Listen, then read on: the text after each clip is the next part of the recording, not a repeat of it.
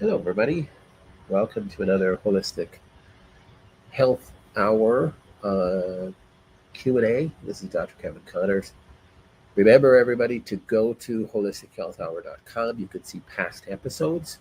It's also well indexed, so you can find different topics that you might be trying to search for. Also, a reminder to go to connorsclinic.com. That's our main website, and you'll see well over 1,000 blog posts on different topics that you might have some curiosity as well. From the holistichealthhour.com, you can ask questions. You can also ask questions on this live chat as soon as I connect the chat, like right now. So you can feel free to chat in questions as well. But on at holistichealthhour.com is a box where you can add questions. And that's where I'm going to be taking today's questions from to begin with. So here's the first one. What are your thoughts on corticosteroids like Flonase, nasal sprays for allergies, or steroid inhalers for asthma management? Well, again, I'm one of those functional doctors who believe that sometimes the use of medication is wise. So I don't think that it's healthy to take a dogmatic position against those things like, oh, because they're medication, I never want to use them.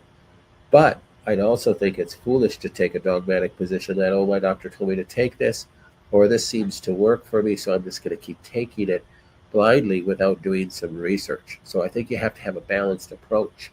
I think there's oftentimes a need for using corticosteroids, oftentimes a need for using asthma medication on a daily basis. A lot of times a need to be taking medication on a daily basis. But if you're not asking deeper questions like, why do I have asthma?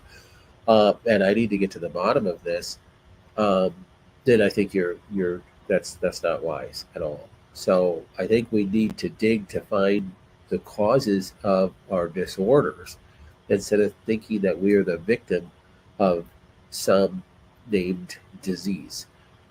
Oh, I have asthma. My mom had asthma. My sister has asthma. It runs in the family. Well, does it?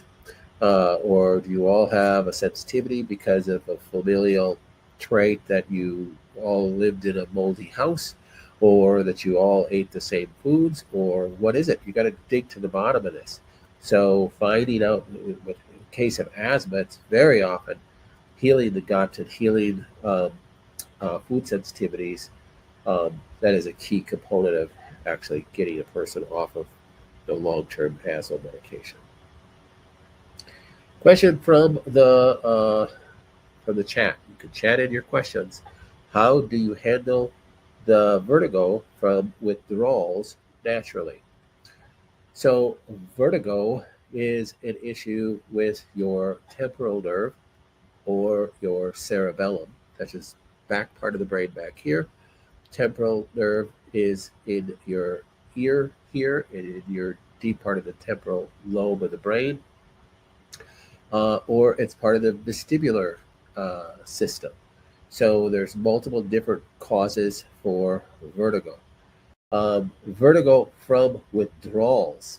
Now, quite honestly, I've never dealt with vertigo from withdrawals. So you'd have to find out going to, if you're going to really dig to the bottom of that, help with that, going to somebody who does functional neurology. So there's a whole class of care that people that are what are called functional neurologists, not a regular medical neurologist. So, functional neurologist is looking for causes of different neurological disorders, and there's different tests that can be done um, through in a good functional neurology clinic to get to a root cause of different types of vertigo, and then different specific exercises to that can help a person with that whatever type of vertigo that is. So that's the way I would approach that. I would be hesitant to say, "Oh, just take this supplement," or it's just not that easy. You have to decrease the inflammation in the brain is really what the thing is, and you got to find out where that inflammation is. So going to somebody would be listed as a functional neurologist, specifically somebody who's gone through Carrick That's CARRICK, education. I've done a lot of that, but we don't see people in the office anymore. Don't practice functional neurology in the office anymore. This is really an in-office exam that needs to be done, a functional neurological exam. Um, and so Carrick functional neurologist is what you want to look up. Apologize, I can't give you a quick answer for that because it's not a quick answer. Anytime when you're dealing with inflammation that is neurological inflammation, from you want a semi-quick answer, decreasing inflammation is the key. So with even if a person is going to a functional neurologist, they're doing specific neurological exercises to help with that function of that nerve, using anti-inflammatories, which are fit into the bioflavonoid category. Those are things like turmeric, EGCG, resveratrol, boswellia, quercetin, rosemary. I mean, there's a lot of nutrients that fit into that flavonoid category that have been shown time and time again in different studies to decrease inflammation in the brain. Really, that's really the only thing that really decreases inflammation in the brain. I would, at least from a functional metabolic standpoint, I would consider those types of things. But getting a good functional neurological examination might be in order. Next question. What are your thoughts on electrolyte drinks, specifically LMNT? Is that okay to use, or should we avoid it? The ingredients are sparkling water, salt, citric acid, magnesium malate, potassium chloride, natural flavor, and stevia. So electrolyte drinks, so what are electrolytes? So electrolytes are minerals that your body needs. Why does our body need more minerals? Well, when you sweat out minerals, if you're doing like sauna therapy on a daily basis, you could be sweating out and losing a lot of minerals. If you're outside working in the summer heat, definitely supplementing with minerals / electrolytes would be a very wise thing. If you're an athlete and you're working out heavily, you're sweating out a lot of your minerals. So there's nothing wrong with taking electrolyte drinks. It can be a very wise thing to take if you're fit into those kind of categories.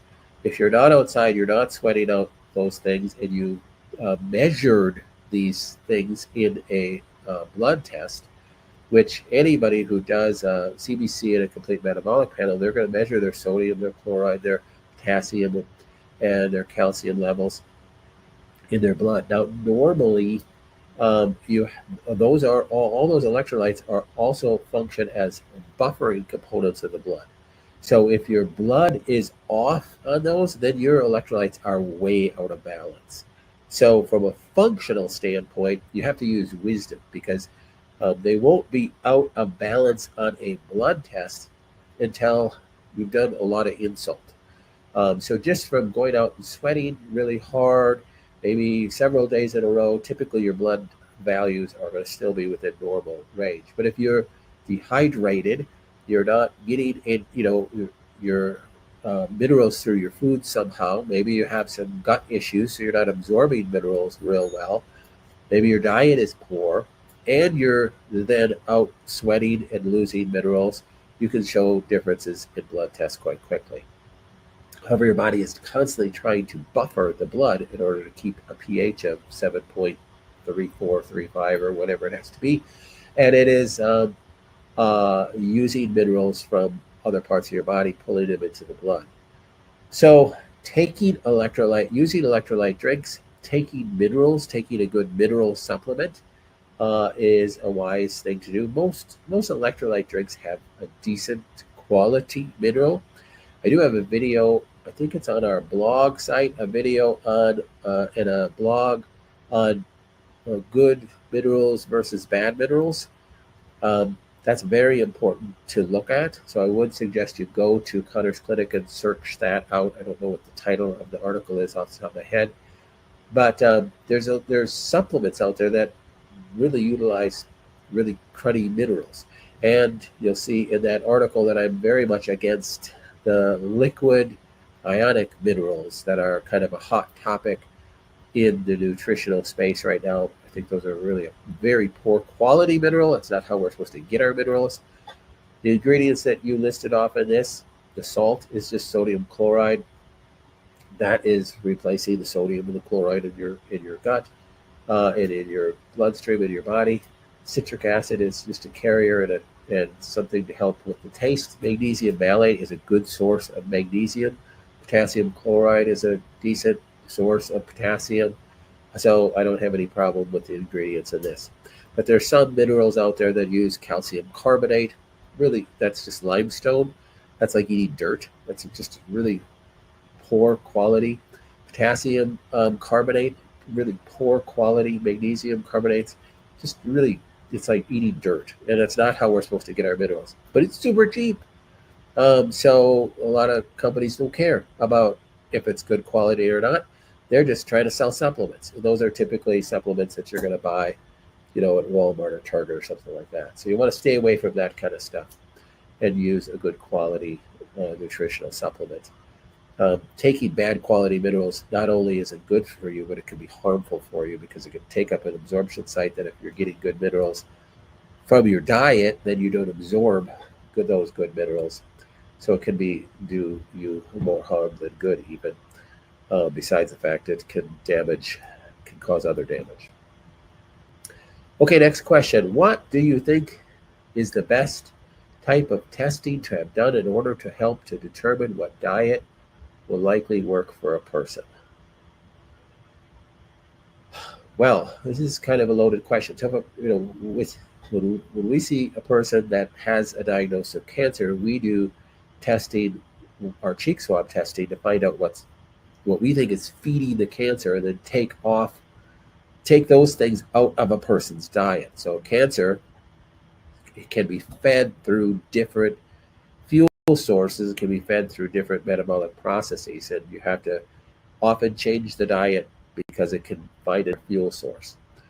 I don't know if this person is asking about cancer or not. So let's shift a little bit. So if I don't have cancer, what kind of diet should I be doing? Should I be doing a carnivore diet? Should I be doing a keto diet? Should I be doing? There's tons of different fad diets out there. What's a good one to be on? Well, what's a good one to be on is one that is right for your body. How do I know what's right for my body? Well, to test your gut and see what you are not reacting to. So if a person has health issues, you want to at least be one of the initial components of an evaluation is to look at a person's gut, because you aren't just what you eat, you are what you absorb, you are what you retain, you are what you don't detoxify. And we are exposed to so many things that damage our gut. And once our gut is damaged, then we can develop antibodies to foods that are actually good, that are healthy foods. But if we have antibodies to that healthy food, every time we eat that healthy food, we're causing more inflammation and more damage to our gut. So how do I know that without testing for it? So running some labs is really the way to go when you're looking at what is the best diet for me. Okay, here's an example. Well, I'm going to go on a carnivore diet because I heard about this person who had an autoimmune disease, and they went on a carnivore diet. They basically really calmed everything down and, quote unquote, cured their problem. Well, the truth is that can be bad for some people. If you ran an antibody test and you have antibodies to meats and you're eating meat that you have antibodies to, you're not going to calm things down, and it's not going to work for you. That person that it worked for obviously didn't have antibodies to meat. Maybe he had antibodies to a whole bunch of things, but not meat. At least the meat he or she was choosing to eat.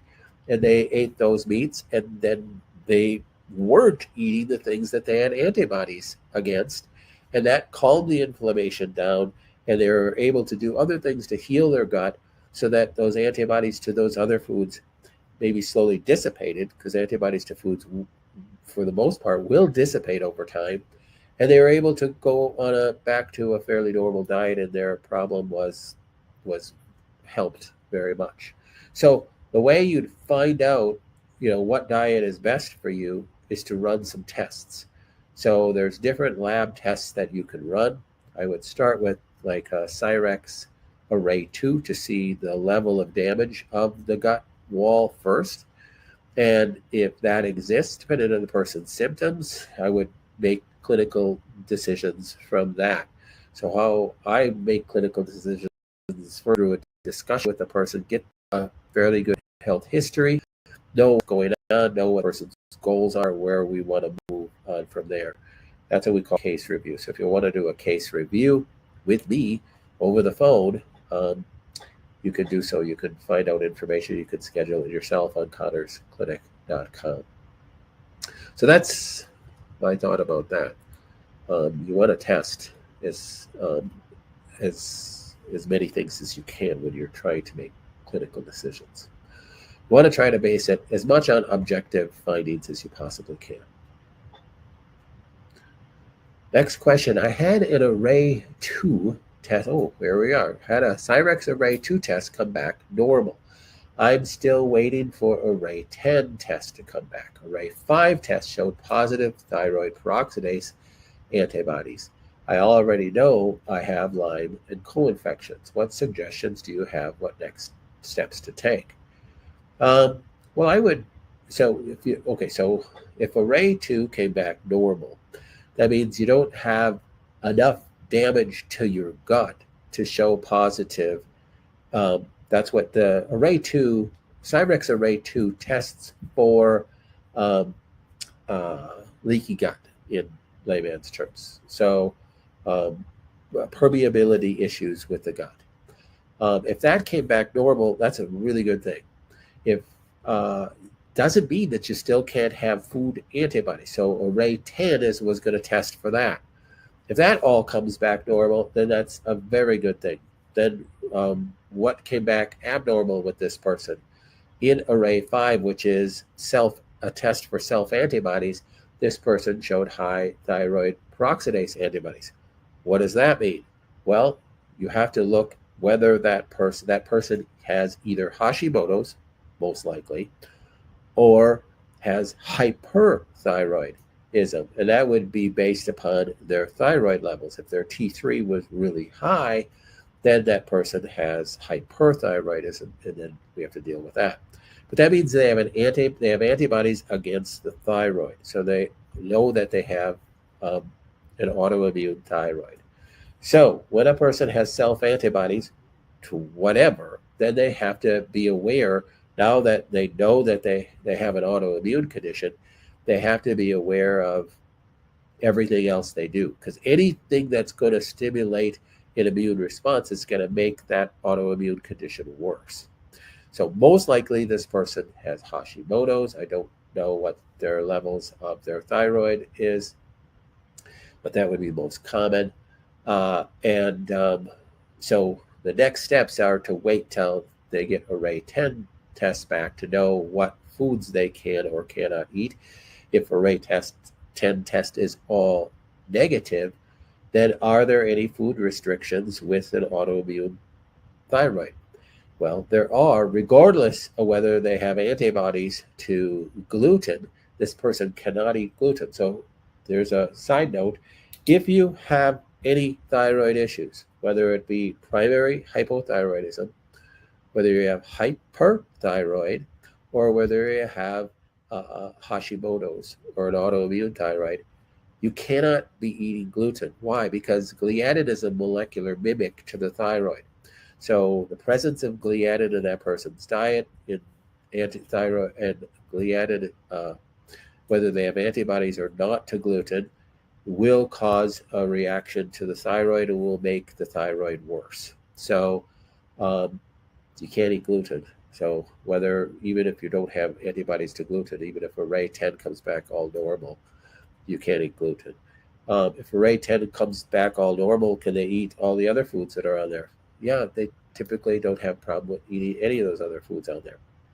So but they have to be aware of other things that could stimulate their immune system. So if they're taking, because they have Lyme and co-infections, and some practitioner has them on a vitamin C therapy or a cat's claw, common supplement with Lyme, or echinacea or astragalus or something like that, those are all no-nos, because those are all immune stimulants. And if you have antibodies to self-tissue, you can't be taking those immune stimulants on a regular basis. Yeah, if you feel like you're coming down with a cold or something like that, to take them short term, that's acceptable. But if you're going to take them long term, all you're doing is stimulating your immune response, and you will kill that what you have antibodies against first. That's the rule of your immune system. So if you have self-antibodies and you're going to stimulate the immune response, guess what you're going to start killing? You're going to kill that what you have antibodies against first, in this case, the thyroid gland.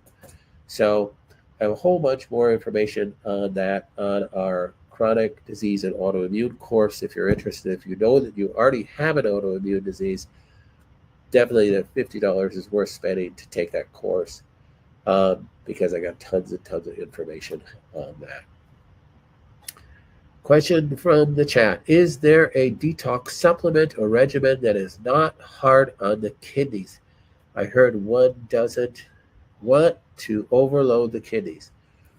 Well, I would agree. And the other thing that I would be careful with a detox supplement is making sure you're supplying all the phases of detox. So in school, you learn that there's really two, I know how many years ago you went to school, and now 3 phases of detox in the liver. There's phase 1, phase 2 in the liver, then phase 3 would be getting the detox metabolites into the bile in order for it to carry into the gallbladder and into the small intestine. I call that part phase 4.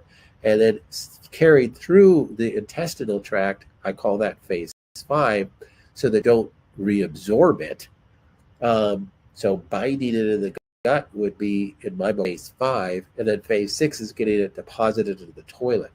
So when you're talking about a detox supplement, usually a detox supplement or a detox protocol is something that's going to either chelate things out of the tissues, chelator, or a detox supplement or detox protocol is supporting phase 1 and phase 2 in the liver. Now I'd be okay supporting phase 1 and phase 2 in the liver, but still you want to make sure your phase 6, making sure you have regular bowel movements, your phase 5, making sure that you're not reabsorbing things, that your intestinal transit time is fast enough that you're not just reabsorbing things in the large intestine that your liver works so hard to dump into the bile, to dump into the small intestine. Now you're reabsorbing it in the large intestine. That's not a good thing. That's phase 5. Making sure that your gallbladder is healthy enough to store and then dump that bile into the small intestine. You don't have sluggish gallbladder, stones in there that you need to deal with. And before, I would make sure on those 3 phases, before I would start supporting liver, or at least concurrently while supporting liver detoxification pathways. And certainly you don't want to be using chelator, pulling stuff out of the tissue before you've supported all those other pathways. That's what I call phase 0. So I don't think anybody has any business, pulling stuff out of the tissue until they've made sure all those other pathways are nice and clear. That's what I call the 7 phases of detox. You can download, you can watch some videos on our blog posts. I go into detail. I actually have a whole course on the 7 phases of detox and a book on it, but you can get the gist of what I said on our blog post if you look up 7 phases of detox. I think I've created some videos on it too. When I did Petri dish mold testing in my bathroom, one thing it showed was high candida. My husband and I don't have any symptoms of this. Should we test or treat ourselves for candida? So this person is talking about using a company called Immunolytics Lab, where you put these little Petri dishes in different parts of your house, testing for, do I have mold growing in my house that I need to deal with? It's a good thing for everybody to do on a, at least once in their home, um, because you can have hidden mold behind a wall and you can't see it. You can't smell it, and you could be exposed to mycotoxins because of those things. Um, Now, if you do have that, you should remediate that area. So you should clean that area with recommendations that this company may give you, searching for different ways to decrease that candida in this case, whatever mold is present. Should you treat your body for candida if you had candida exposure? No, I wouldn't say so. No. If I have no symptoms of candida, um, and never did, should I treat my body for candida? I would say no. I would not. Just because you're exposed to something doesn't mean that it is a problem. Now, if you did a mycotoxin test, a mycotox test is not going to test for candida, because candida is a living organism, and it's a yeast that's not. So a mycotoxin is a toxin that different molds give off. It's not the mold itself. So a mycotox test is not testing for living organisms in my body, living molds in my body, living yeasts in my body. A mycotox test is testing for the toxins that those living things can give off that you then can breathe in. So in this case, no, I would treat for that unless you had symptoms. There's different tests that you could do to see if you have candida, but I wouldn't even spend any money on those labs if I didn't have the symptoms. So, next question. Hi, Dr. Connors. Any advice for sudden itchy skin rashes appearing on a couple of different parts of the body? Looking something like possible psoriasis. On one part, it's still there after 3 months, turning more red and now covering a larger area. One natural suggestion was aloe vera. Thanks for your input. Yeah, well, you do want to try to figure out what the cause of this is, because you have different causes for different rashes. If it is psoriasis, then that ties to autoimmune issues. If it's more of a simple contact dermatitis, which can last for a long period of time at different times, especially when you haven't figured out the thing that you're reacting to, that is that you've come in contact with. So, I mean, whenever you have rashes, you want to try to get a diagnosis. There's different virus and different fungi, different bacteria that can cause rashes, especially in childhood rashes, very common. You can go on Google and search for pictures of that different rash. If it looks like a psoriasis, it's not always definitive, and you can't always figure that out. Definitely with any rashes, you want to consider different contact issues, meaning, do I have this rash because of my laundry detergent? Do I have this rash because of something you're exposing yourself to, a cream that you're putting on, a lotion, a sun block, something like that? Quite honestly, those are the most common causes of issues like that. Toxic exposure, not just topically, can cause rashes. Remember, your skin is an organ of detoxification, so many times you'll break out in a rash because you're exposed to something you were breathing in. I've had patients that bought a new piece of furniture, and what would that be? A new piece of furniture. Well, almost all furniture by law is made with fabric that's heavily sprayed with chemical flame retardants, fire retardants. Fire retardant chemicals you can be highly sensitive to. I had one doctor, this was years ago, called me. I don't remember the total story. His 12-year-old son was breaking up. I can't remember the symptom pattern that was going on with the 12-year-old son. Did distance testing on him, came up fire retardant. I said, I don't know, it's coming up fire retardant. Maybe this is totally wrong, but that's what's coming up. And the doctor said, oh my gosh, we bought a brand new couch 3 months ago, and he's been sleeping on that couch. All they did is change where he was sleeping, and his symptoms went away. So, that yes, exposure to chemicals is a huge thing. So look at, you're going to have to put on your Sherlock Holmes hat a little bit and start digging into, where am I exposed to different chemicals? Is it in the yard? Is it people spraying stuff? Is it things I'm breathing in? Is it things I'm eating? There's just food sensitivities can cause that. It just goes on and on and on. So short of doing, some more extensive functional medicine tests, that's the thing I would start with.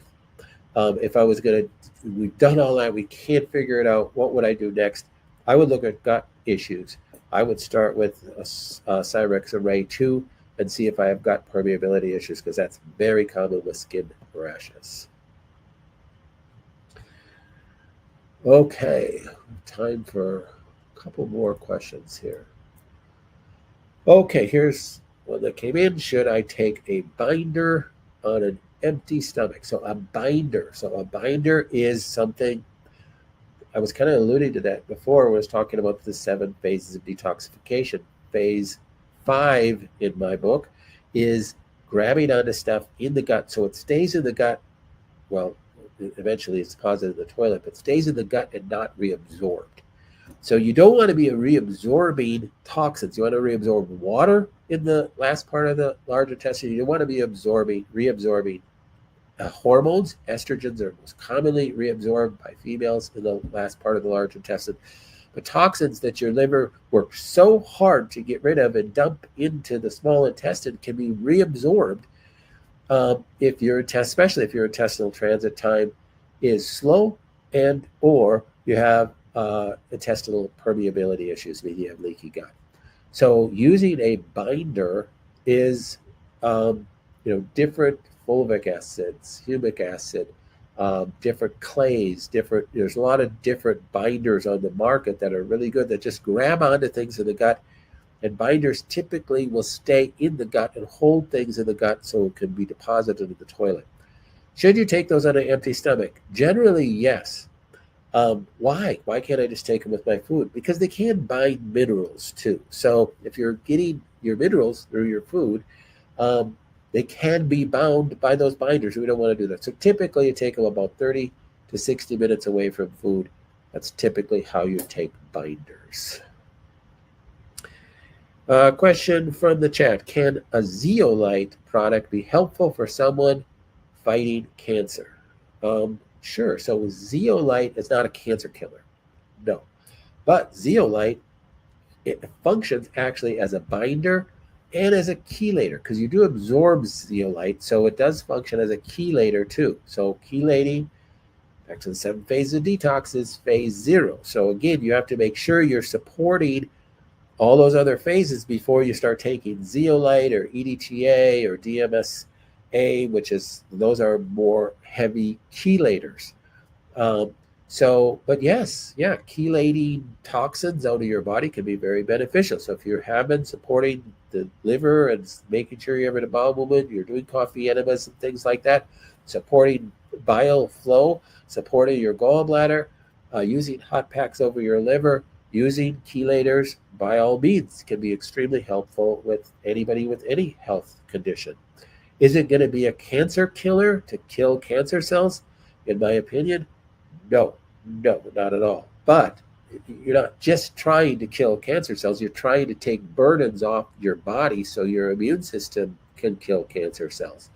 So all those things, you don't just treat the cancer, you treat the person, which maybe has cancer because of toxins, which is the #1 cause of cancer. So remember, cancer is anything that caused by anything that gets inside the cell and damages the DNA replication, and it goes into rapid replication. That is, by definition, what cancer is. It's not some outside cell. It's your own cell that is in rapid replication, is replicating damaged DNA that are replicating damaged DNA, and you got this rapid replication of cells, and you get this growing mass that's continuing to replicate.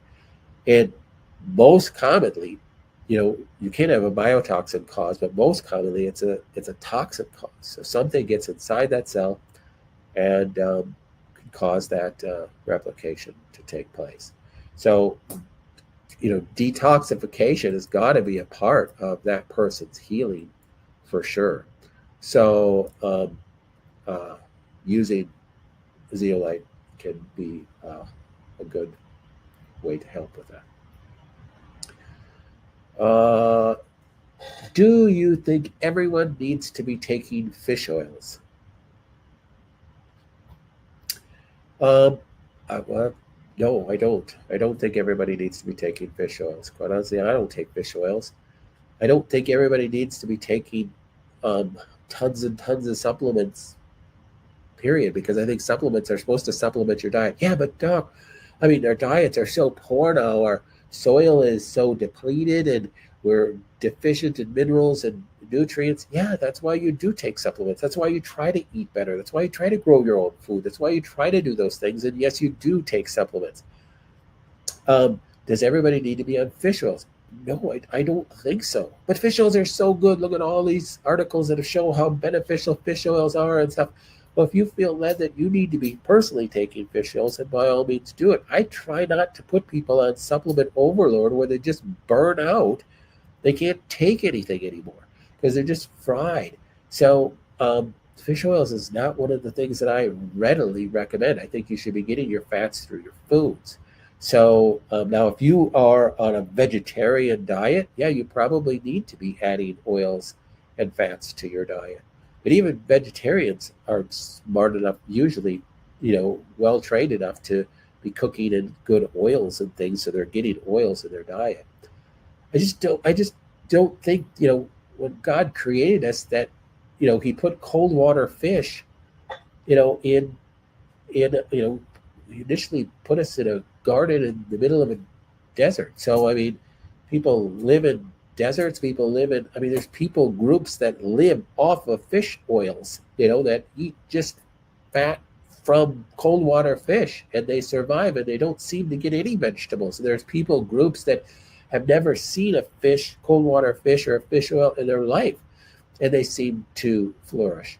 So it depends on your body type. It depends on your needs. There's genetic factors that feed into this as well. That's what we look at with people's genetics. Sometimes people do need more oils and in their diet. But I'm not one to say that everybody needs to be taking 100 different supplements. I don't do that, and I don't think people in general need to do that. I think there's people that are well benefited from taking fish oils. Don't get me wrong. I'm not anti-fish oils by any means. But I don't think, there's a whole lot of supplements that, quote unquote, everybody needs to be taking. So I think supplements should be used to supplement a person's diet. And I think there's different times in one's life that you need more minerals, like we discussed earlier in today's call. And there's different times in your life you may need more oils. There's different times in your life you need more immune support. There's different times in your life you need less of all those things. So I think you need to balance that out. Hey, I have an appointment to go to today, so we're going to call that our time. Remember to go to connorsclinic.com if you didn't get your questions answered, and you'll probably find a blog post about it and some videos that I've already created. Look at our courses. Highly recommend the chronic disease and autoimmune course, anybody that's got any type of challenges health-wise. And you can schedule a case review with me anytime. You can schedule right off our website. If you want to call our clinic, you can do that as well. And I forgot to mention today's call for today only, using the code HHH5, that's Holistic Health Hour, HHH5. You get 5% off of all supplements in our store today only till midnight.